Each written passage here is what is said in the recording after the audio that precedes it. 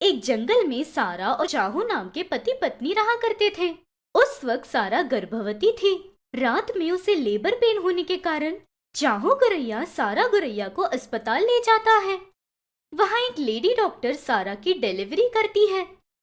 एक lady nurse कौवा सारा के बेटे को ले आकर चाहू को देती है। ऐसे वहां से शुरू हुई सारा और चाहू के बेटे टोनी की जिंदगी में औरतों का आना आज तक कंटिन्यू हो ही रहा था। जहां देखो वहां औरतें टोनी से अट्रैक्ट हो जाया करती, उसे चूमा भी करती। टोनी गोरैया ने जब होश संभाला तब चाहू गोरैया एक ज्योतिष तोते को बुलाकर कुंडली बनवाता है। वो ज्योतिष तोता ऐसे कहता है, अरे भाई चाहू साहब, आपको समझ आए ऐसे बताऊं तो आपका बेटा कन्या राशियों के महीनों में पैदा हुआ है, इसीलिए उसके आसपास सिर्फ लड़कियां ही घूमती रहती हैं। सच बताऊं तो आपका लड़का एक समय पर लड़कियों से चिढ़कर सन्यासी भी बन सकता है। ऐसे ज्योतिष के कहते ही सारा बहुत घबरा जाती है। अरे ये क्या स्वामी, इसका कोई उपाय नहीं है क्या? कोई शांति पूजा करवा सकते हैं? ऐसे घबराते हुए पूछती है। तब ज्योतिष ऐसे जवाब देता है, देखिए जी, हमारी मासूमियत से हमारी किस्मत को, पूजा और हवन से हमारी जिंदगी को बदल सकते हैं, इस भ्रम में रहते हैं। लेकिन कर्मों के फल को बिना खाए कैसे रह सकते हैं बताइए आप? थोड़ा तो सोचिए ना। ऐसे बोलकर ज्योतिष के जाते ही उसके बेटे पर कोई मुसीबत ना आए, इसलिए सारा अपने पति को एक उपाय बताती है। जी, एक काम करते हैं, अब से इसे सिर्फ बॉयज जाने वाले स्कूल में ही पढ़ाते और लिखाते हैं, कोएड में भी नहीं डालेंगे। ऐसे सारा के दिए गए सलाह से जब से होश संभाला था तब से औरतों से दूर एक बॉयज स्कूल और हॉस्टल में पहुंचाते हैं। लेकिन उस स्कूल में टोनी के ज्वाइन होने के 2 साल बाद ही वो कोएड स्कूल बन जाता है और उसके बाद से उस स्कूल से बाहर ले आने के लिए भी अग्रीमेंट के द्वारा पॉसिबल नहीं हो पाया। इस तरह बचपन से टोनी को औरतों से दूर रखना है, इस बात पर माँ बहुत ज्यादा गौर किया करती। लेकिन टोनी की कुंडली ही कुछ अलग थी, कितना भी दूर जाता पास ही आता। औरतें उसे ढूंढते ढूंढते आकर उसके पास पहुंचती। ऐसे साल गुजरते हैं, टोनी बड़ा हो जाता है। एक दिन कॉलेज से घर जा रहा टोनी गोरैया अपने दोस्तों से ऐसे कहता है, अच्छा भाई, मैं घर चलता हूँ, कल मिलता हूँ। मूवी जाने का प्लान था ना। ऐसे कहता है। उतने में टोनी के एरिया में रहने वाली एक खूबसूरत बतख आकर टोनी से ऐसे कहती है, टोनी, मेरी स्कूटी रिपेयरिंग के लिए है, मुझे घर तक लिफ्ट दे दोगे क्या प्लीज? नहीं, मैं डायरेक्टली घर नहीं जा रहा हूँ, पहले लाइब्रेरी जाना है, फिर वहाँ से घर। अच्छा, वहीं पर ले जाओ, मैं भी लाइब्रेरी आऊंगी ना। ऐसे फेविकॉल की तरह चिपकने पर टोनी को उस लड़की को बाइक पर बिठाना ही पड़ा। बाइक पर जाते हुए ऐसे कहती है वो लड़की, टोनी, कल पिक्चर देखने जा रहे हो ना, मुझे भी ले जा सकते हो ना? क्यों? तुम्हारे पापा अच्छा खासा कमाते हैं ना, उनके साथ जाओ, हमारे साथ क्यों? Extra luggage. ऐसे ताना मारते हुए कहता है, पैसे मैं दे दूंगी, चाहो तो तुम्हारी टिकट भी निकाल दूंगी, हम दोनों सेपरेटली चलते हैं ना पिक्चर देखने। ऐसे उसके कंधे पर हाथ रखकर पूछती है। तब टोनी को गुस्सा आता है। ए, कंधे से हाथ हटाओ, ऐसा करोगी तो यहीं छोड़ दूंगा, आगे तुम्हारी मर्जी। नहीं नहीं, चलो घर चलते हैं। ऐसे बोलकर चुपचाप बैठती है। इस तरह जवान लड़कियां टोनी के पीछे ही पड़ा करती। लेकिन टोनी ऑलमोस्ट औरतों से चिढ़ने के स्टेज पर आ गया था, इसलिए लेडी लेक्चरर्स के क्लास को भी बंक करके बाहर जाना शुरू कर देता है। टोनी की जिंदगी ऐसी थी तो दूसरी तरफ निम्मी नामक एक काला कौवा था। वो टोनी के जंगल में ही रहती थी। स्कूल टाइम से ही उसे टोनी बहुत पसंद था, लेकिन कभी टोनी के सामने आई नहीं बात करने। एक दिन निम्मी की दोस्त रिंकू ऐसे कहती है, निम्मी, तुम्हें बचपन से देख रही हूँ, तुम्हारी तरह टोनी से प्यार करने वाला और कोई नहीं होगा। सामने नहीं आती, बात करने की कोशिश भी नहीं करती, लेकिन उसे क्या चाहिए यह तुम एकदम करीब रहकर देखती हो, उस पर कोई तकलीफ नहीं आने देती। वो ढूंढ रही स्टडी मटेरियल स्टडी टेबल पर रखती हो, वो अप्लाई कर रहे एप्लीकेशन को घर पहुंच जाती हो। ऐसे हर बात में उसे जो चाहिए वो अरेंज करते हुए ऐसे छुप कर क्यों रहती हो? प्यार का इजहार उससे कर दो ना, ऐसे कहती है। तब कौवा ऐसे कहती है, देखो रिंकू, मेरे टोनी को पागल समझा है क्या? इतनी खूबसूरत, इतनी अच्छी लड़कियों को छोड़कर काली सी मुझे एक्सेप्ट करने के लिए, इसलिए उस पर जो प्यार है उससे ये सब कर रही हूँ मैं। वो मुझसे प्यार करे इसलिए नहीं। इस दुनिया में चंदा मामा से कितने लोग प्यार करते हैं, लेकिन चंदा मामा किसी से प्यार करते हैं क्या? टोनी भी वैसा है, चंदा मामा है, इसलिए दूर से ही प्यार करने में भलाई है, ऐसे कहती है। इस तरह बचपन से ही टोनी को निम्मी पागलों की तरह प्यार करती है। ये बात उसे और उसकी सहेली रिंकू के अलावा किसी को नहीं पता था। दूसरी तरफ सारा गोरैया को दिन भर दिन अपने बेटे की परिस्थिति को देखकर डर लग रहा था। पति से ऐसे कहती है, जी, इसके बड़े होते साथ मुझे डर लग रहा है। बचपन में ज्योतिष के अनुसार इन लड़कियों की मुसीबत की वजह से वो सन्यासी बन जाएगा। डर शुरू हो गया है। अब तो और मक्खी भिनभिनाने जैसे उसके आसपास ही भिनभिनाती रहती है। ऐसे डरते हुए कहती है। तब चाहू धीरे से मुस्कुराकर ऐसे कहता है, अरे पागल, एक बात तुम जान लो, इस दुनिया में कुछ चीज़ें ऐसी हैं जो तुम नहीं बदल सकते। इस तरह हमारे हाथ में रहकर भी बदलने वाली चीज़ें बहुत सी हैं। इनमें से हम किसे बदल सकते हैं और किसे नहीं बदल सकते, ये जानना ही समझदारी है, अक्लमंदी है। अगर वो दोनों ही चीज़ें हमारे बेटे की सही हुई तो जिस चीज़ से डर रही हो वो होगा ही नहीं। वैसे सन्यासी होना गलत है, ये तुमसे किसने कह दिया? वो भी एक वरदान ही है। ऐसे पत्नी को समझाने की कोशिश करता है। इस तरह टोनी से अनजान उसकी हर एक चीजों को जो दो औरतें संभाल रही थी, उसके बावजूद भी उसके आसपास जो लड़कियां थी उससे चिढ़ता था वो। लेकिन ऐसे दो औरतें उसके लिए रो रही हैं, इस बात से अनजान था वो।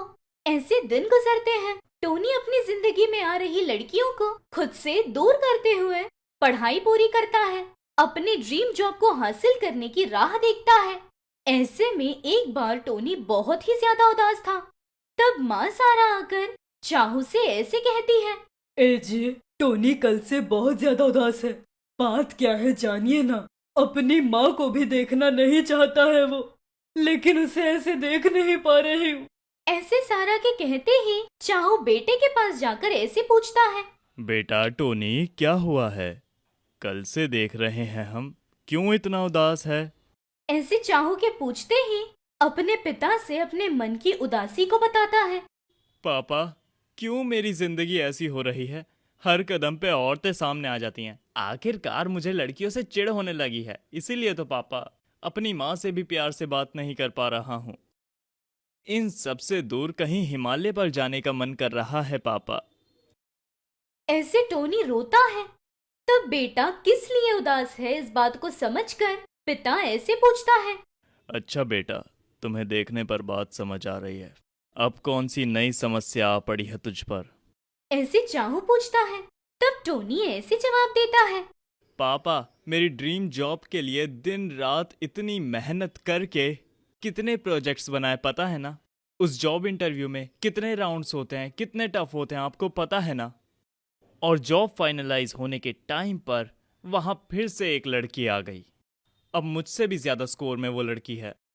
पहले से ही औरतों की वजह से इतना परेशान हूं ना मैं। इनसे बचते हुए वहां तक पहुंचने के लिए मैंने कितनी मेहनत की है, आपको पता है ना? ऐसी जगह पर फिर से एक लड़की बीच में, मैं सहन नहीं कर पा रहा। ऐसे इतने समय से आसपास के लोग, बाहर के लोग टोनी को देखकर हमेशा लड़कियों के बीच में ही रहता है, उन्हीं के साथ घूमता है, ऐसे सोचने वाले लोगों को उसकी तकलीफ समझ ना आकर पिता से कहता है। तब पिता ऐसे कहते हैं, देखो बेटा, जान होती ही है तकलीफ उठाने के लिए। हर तकलीफ हमें कोई ना कोई पाठ सिखा जाती है। यहाँ तक आने के बावजूद भी तुम्हारी जिंदगी एक नया पाठ सिखाना चाहती है, मतलब वो बेशक ही तुम्हारी जिंदगी को बदलने वाला पाठ ही होगा। इसलिए तुम अब घबराओ मत, जो होने वाला है वो देखो बस। ऐसे पिता की बातों पर टोनी को थोड़ी हिम्मत मिलती है। उदास होना छोड़कर क्या होने वाला है ये देखने का निर्णय लेता है। रात में सोने के बाद सुबह ही टोनी के मेल पर एक लेटर था। वो देखकर टोनी बहुत ज्यादा खुश हो जाता है। तुरंत ही अपने पापा को आवाजें लगाता है, पापा, पापा, याहू, ये देखो मैंने कमा लिया। ऐसे आवाजें लगाता है। तो बेटे की खुशी को जानने के लिए चाहू आकर ऐसे पूछता है, क्या बेटा, क्या हुआ है? इतने ज्यादा खुश हो तुम? ऐसे पूछने पर टोनी ऐसे जवाब देता है। कल मैंने बताया था ना पापा, मेरी ड्रीम जॉब के बीच एक लड़की आ गई थी। वो लड़की जॉब को छोड़ने के लिए तैयार हो गई है। मतलब इसके बाद नेक्स्ट लीड मैं ही हूँ। वो जॉब मुझे मिलेगी ही। ऐसे कहता है। तब चाहू ऐसे कहता है। टोनी, तुम्हें सच में लगता है इसमें तुम्हारी जीत हुई है? हाँ ना पापा, ऐसे क्या पूछ रहे हो? ये तुम्हारी जीत नहीं है।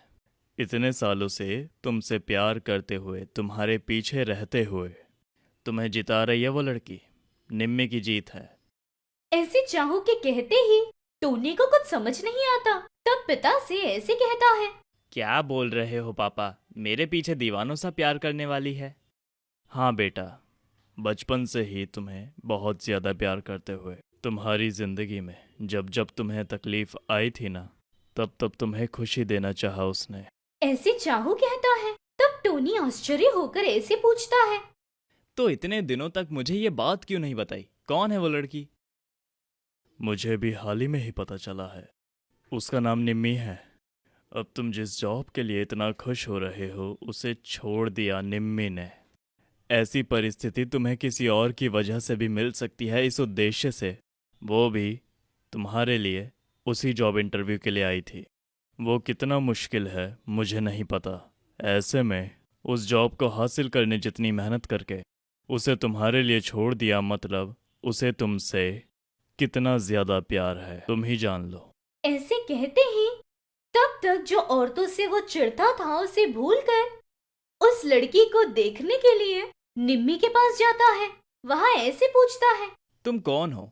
क्यों मेरे लिए इतनी तकलीफ उठाई? क्यों मेरे लिए त्याग किया? तुम यहाँ तक आए हो, मतलब तुम्हें बात पता होगी, फिर से वही पूछ रहे हो, मतलब तुम कंफ्यूज्ड हो, ये समझ आ रहा है। ऐसे बोलकर टोनी को बचपन से कितना प्यार करती है इस बात का इजहार करने का मौका नहीं छोड़ना चाहती थी, इसलिए अपने मन की बात पूरी तरह बता देती है उसे। तब टोनी ऐसे जवाब देता है। मेरा सनसाइन वॉर्गो है, इसलिए सारी औरतें मेरे आसपास घूमती रहेंगी, ऐसा सब कहते थे। वो सच है, लेकिन इतने टाइम से ऐसे लोगों की वजह से मुझे औरतों से ही चिढ़ होने लग गई थी। लेकिन तुम्हें देखकर सब गलत लग रहा है। तुम्हारे मन में इतना प्यार रखकर मेरे सामने नहीं आई। खूबसूरती नहीं है इसीलिए, काली हो इसीलिए, सच ही होगा। लेकिन खूबसूरती को देखने की स्थिति में नहीं हूं मैं। मेरे लिए तुम इतने मुश्किल इंटरव्यू को फेस करके हाथ तक आए जॉब को मेरी खुशी के लिए छोड़ने का सोचा, मतलब तुम्हारा मन और मन में मेरे लिए प्यार नजर आ रहा है। यहाँ आने से पहले पापा ने कहा था तुम्हारी जिंदगी तुम्हें कोई पाठ सिखाने वाली है। हाँ, सच में सिखा दिया, और वो प्यार का पाठ है। ऐसे कहता है। उस बात पर निम्मी बहुत शर्माती है। टोनी के निम्मी के प्यार को समझने पर टोनी जाकर अपने माता पिता से ऐसे कहता है। माँ, पापा, तुरंत जो मुहूर्त मिलेगा वो मुहूर्त रखवाइए। मैं निम्मी को मिस नहीं करना चाहता हूँ। ऐसे कहता है। तब सारा गुरैया ऐसे कहती है। अभी के अभी मुहूर्त कैसे रखवाएं? बरसात का मौसम है। तो क्या मुहूर्त नहीं मिलेंगे? मिलेंगे। हाँ, तो वही रखवाइए। ऐसे कहते ही बेटे ने शादी का निर्णय ले ही लिया है, ये उन्हें समझ आता है। तुरंत ही बारिश के मौसम में मुहूर्त रखवाने पर भारी बरसात में ही निम्मी कौवा और टोनी की शादी हो जाती है। और उसके बाद वो दोनों पति पत्नी और उनका परिवार बहुत ही खुशी से रहता है। अगर ये कहानी आपको पसंद आई तो हमारे चैनल को तुरंत सब्सक्राइब कीजिए। Thank you for watching.